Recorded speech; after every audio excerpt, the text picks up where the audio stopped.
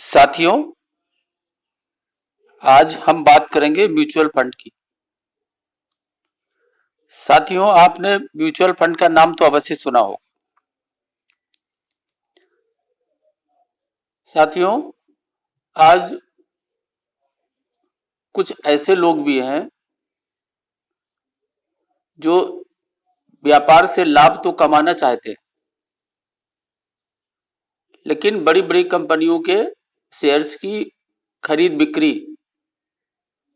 उनके balance sheet को पढ़ना, उनके फाइनेंशियल्स को जानना, ये तमाम तकनीकी बारीकी जानने और समझने के लिए टाइम नहीं है उनके पास, या वो समझ नहीं पाते। डीमैट अकाउंट के द्वारा इनको खरीदना और इन पे निगाह रखना, ये उनके लिए संभव नहीं है। इन सब चीजों से दूर रहना चाहते हैं, उनके पास टाइम नहीं है इतना। साथियों, ये भी हो सकता है कि उनके पास बचत जो है काफी सीमित हो, और ऐसी दशा में अधिक पैसों से अपना पोर्टफोलियो बनाकर सुरक्षित नहीं रह पाते। साथियों, ये भी हो सकता है कि वो अपने पैसे को ऐसे सुरक्षित हाथों में देना चाहते हैं जो उनके पैसे को निवेश करे, और जिनके हाथों में दिया जाए वो इस मामले में एक्सपर्ट हो। इन्हीं सब आवश्यकताओं को ध्यान में रखकर म्यूचुअल फंड बनाए गए। साथियों, बैंकों की तरह आईसीआईसीआई बैंक, इनका सिक्योरिटीज है, इनका अपना दफ्तर होता है, एसबीआई का है, एक्सिस का है, एचडीएफसी का है। ऐसे बहुत से म्यूचुअल फंड हाउसेस हैं, इनके अपने दफ्तर भी हैं। अगर आप पता करेंगे तो आपको जानकारी हो जाएगी। साथियों, ये सब ऐसे लोगों से पैसा लेते हैं और एक बड़ा फंड तैयार करते हैं, हजारों करोड़ों रुपए का, और उसके बाद इनकी जो एक्सपर्ट टीम होती है वो बाजार में निवेश करती है, और निवेश के बाद जो उस निवेश से लाभ होता है वो उनके निवेशकों के खाते में जमा हो जाता है। साथियों, ये जो एक्सपर्ट होते हैं इनकी सैलरी होती है, कंप्यूटर होते हैं, और भी खर्चे होते हैं, और इन खर्चों को ये एक शुल्क लगाकर उसकी भरपाई करते हैं। साथियों, ऐसे फंड हाउसेस को एसेट्स मैनेजमेंट कंपनियां कहा जाता है, एएमसी कहा जाता है, जो इसे मैनेज करती है। साथियों, प्रत्येक एएमसी में यानी एसेट्स मैनेजमेंट कंपनी में कई तरीके के फंड होते हैं, अलग अलग प्रकार के फंड होते हैं, अलग अलग नियमों के आधार पर उनको बनाया जाता है, और उसी नियमों के आधार पर उनका बाजार में निवेश किया जाता है। साथियों, सबसे खास बात यह है कि ये जो खर्च है, ये इस खर्च की भरपाई पूरे फंड से होती है, जिसमें दसियों हजार लोग शामिल होते हैं। ये म्यूचुअल फंड अपना ये खर्चे का जो रेशियो है, एक्सपेंस रेशियो है, आमतौर पर आपके द्वारा जो पैसा जमा किया गया, जो निवेश किया गया, उसके 1.5 से 2.5% तक होता है। ये एक्सपेंस रेशियो वो फीस होती है जिसे आप इस फंड हाउस की कंपनी यानी एएमसी को अपना फंड मैनेज करने के लिए, निवेश करने के लिए, बाजार में लगाने के लिए, लाभ कमाने के लिए देते हैं। साथियों, ये इसलिए भी बहुत कम आपको पड़ता है क्योंकि एक म्यूचुअल फंड में हजारों, दसियों हजार लोग निवेश करते हैं, और सब के बीच में ये 1.5 से 2.5% तक का जो खर्च है,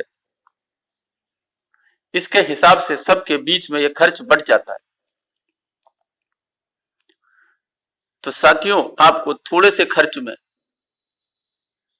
आपको एक फंड हाउस मिलता है जिसे एएमसी कहते हैं। आप इस थोड़े से खर्च में आपको एक्सपर्ट मिलते हैं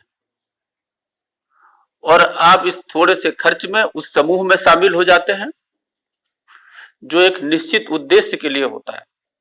आपको कुछ नहीं करना पड़ता, जो लाभ है वो आपके खाते में आ जाता है। साथियों, यदि आपको म्यूचुअल फंड में निवेश करना है तो ऐसे एएमसी फंड हाउस के दफ्तर में आप जा करके वहां पर जो भी औपचारिकता है उसकी पूरी करके आप अपना निवेश कर सकते हैं। साथियों, ये निवेश आप एकमुश्त कर सकते हैं, एक बार में कर सकते हैं।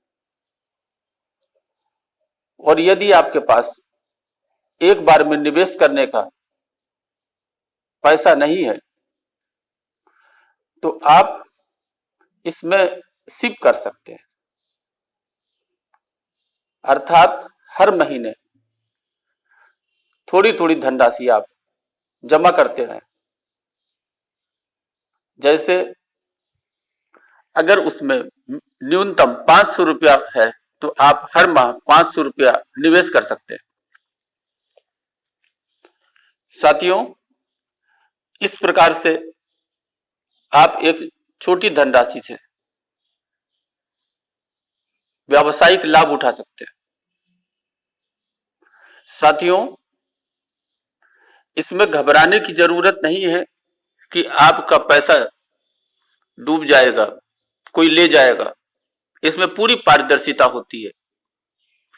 Mutual fund securities exchange board of India यानी सेबी द्वारा रेगुलेट किए जाते हैं। आरबीआई का इन पर नियंत्रण होता है और उनके नेट एसेट्स वैल्यू यानी आपके द्वारा जमा किया गया पैसा कितना हो गया, इसकी घोषणा प्रतिदिन के आधार पर की जाती है। उनके पोर्टफोलियो यानी कितने शेयर्स उनकी पोर्टफोलियो में है वो भी हर महीने की जाती है और इनके बारे में विभिन्न जानकारी जनता को भी दी जाती है और निवेशकों को भी दी जाती है। साथियों, जैसा कि कई प्रकार की स्कीम होती है, लंबे समय में अगर आप निवेशित रहते हैं तो इक्विटी स्कीम यानी शेयर्स में लगभग 12% का इजाफा होता है प्रति वर्ष औसतन। साथियों, ये म्यूचुअल फंड डेट स्कीम यानी बॉन्ड में भी पैसा लगाते हैं जिसमें निश्चित रिटर्न लगभग 8% के बराबर होता है। साथियों, ऐसा भी करते हैं कि कुछ शेयर्स में लगाते हैं, कुछ डेट में लगाते हैं। ऐसी स्कीमों पर लगभग 10% का लाभ होता है वार्षिक रिटर्न। साथियों, हालांकि ये बाजार से जुड़े निवेश हैं और म्यूचुअल फंड स्कीम का पिछला प्रदर्शन भविष्य के रिटर्न की गारंटी नहीं देता है, इसलिए इसमें कुछ जोखिम तो रहती है। साथियों, अगर हम जोखिम की बात करें तो किसी बैंक के भी फेल हो जाने पर केवल 5 लाख रुपए मिलने की गारंटी है। लेकिन साथियों, जोखिम के साथ साथ ये सुरक्षित भी है और बेहतर रिटर्न भी देते हैं। आपको व्यवसाय का पूरा लाभ होता है। लेकिन आप अपने फंड को ये 1.5% से 2.5% दे करके आप कुछ तरीकों से सुरक्षित कर सकते हैं। साथियों, इन फंड हाउसेस के पास एक फंड होता है जिसे कहते हैं बैलेंस एडवांटेज फंड साथियों, अपने बचत का 1/3 इस बैलेंस एडवांटेज फंड में प्रति माह अगर आप जमा करें तो अच्छा होगा।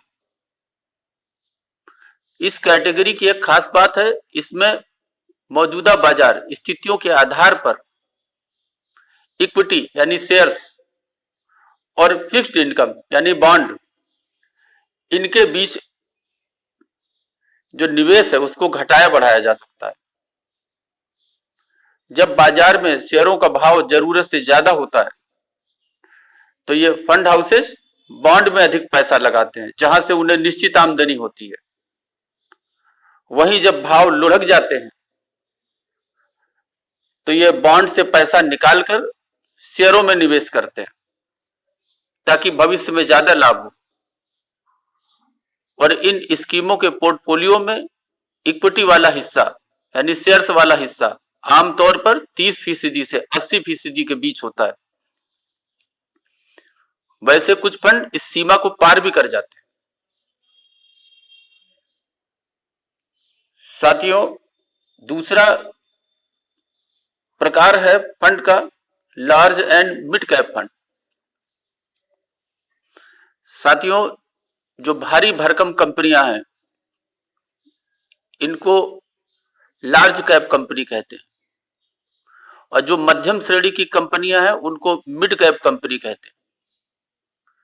तो large and mid cap fund जो बनाए जाते हैं उसमें लार्ज कंपनी और मिड कंपनी, भारी भरकम कंपनी और मध्यम कंपनी, उनके शेयर्स में निवेश किया जाता है। बाजार नियामक जो है, जो इनको नियंत्रण करता है, सेबी के दिशा निर्देशों के अनुसार भारी भरकम कंपनियां और मध्यम श्रेणी की कंपनियां, इनमें अपनी कुल रकम का कम से कम 35% लार्ज में और 35% मध्यम श्रेणी में ऐसे शेयरों में लगाना अनिवार्य है, और ये इनके बीच संतुलन बना के चलते हैं। साथियों, जहां भारी भरकम कंपनियां एक थोड़ी थोड़ी रफ्तार से ग्रोथ करती है, वहां मध्यम श्रेणी की कंपनियां तेजी से ग्रोथ करती हैं। तो इस प्रकार से दोनों श्रेणी की कंपनियों के साथ किया गया निवेश इसमें लाभ देता है। साथियों, तीसरा है मल्टी कैप फंड।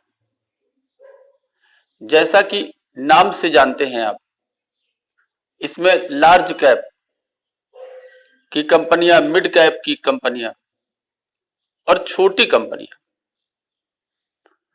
साथियों, सबसे तेजी से ग्रोथ करती हैं छोटी कंपनियां, स्मॉल कैप कंपनियां अधिक लाभ कमाती हैं, तो इनमें जोखिम भी अधिक होता है। उससे कम लाभ की आशा मिड कैप कंपनी में होती है, तो जोखिम भी स्मॉल कैप कंपनी से कम होता है, और उससे भी कम लार्ज कैप कंपनी की ग्रोथ होती है, लेकिन जोखिम भी ना के बराबर होता है। लेकिन साथियों, इन तीनों श्रेणी के कंपनियों में, ऐसे फंडों में निवेश करके अधिक से अधिक लाभ कमाने की कोशिश की जाती है फंड हाउस के द्वारा। साथियों, वो एक्सपर्ट होते हैं और अपनी जानकारी और बाजार के अनुसार बेहतर रिटर्न पाने की कोशिश करते हैं। और विगत में देखा भी गया है कि एक लंबे समय में मल्टी कैप फंड ने अच्छा रिटर्न दिया है निवेशकों को। वास्तव में एक तरह से लार्ज फंड के ही समान है। सेबी का कहना है कि मल्टी कैप का मतलब है पूरी रकम को लार्ज, मिड और स्मॉल कैप में समान रूप से निवेश किया जाए। साथियों, यह डाइवर्सिफाइड म्यूचुअल फंड है। निवेश के मामले में इनके हाथ बंधे नहीं होते। म्यूचुअल फंड की स्कीमें विभिन्न मार्केट कैपिटलाइजेशन वाली कंपनियों में निवेश करती है। सेबी के दिशा निर्देशों के अनुसार इन स्कीमों को अपने पोर्टफोलियो का 65% इक्विटी यानी शेयर्स में और इक्विटी से जुड़े इंस्ट्रूमेंट जो भी निवेश हैं उनमें करना है। इनके पोर्टफोलियो में लार्ज कैप, मिड कैप और स्मॉल कैप इनके स्टॉक शामिल होते हैं। ये शेयरों को काफी डाइवर्सिफाइड पोर्टफोलियो बनाकर रखते हैं। तो साथियों, यदि आपके पास कम पैसा है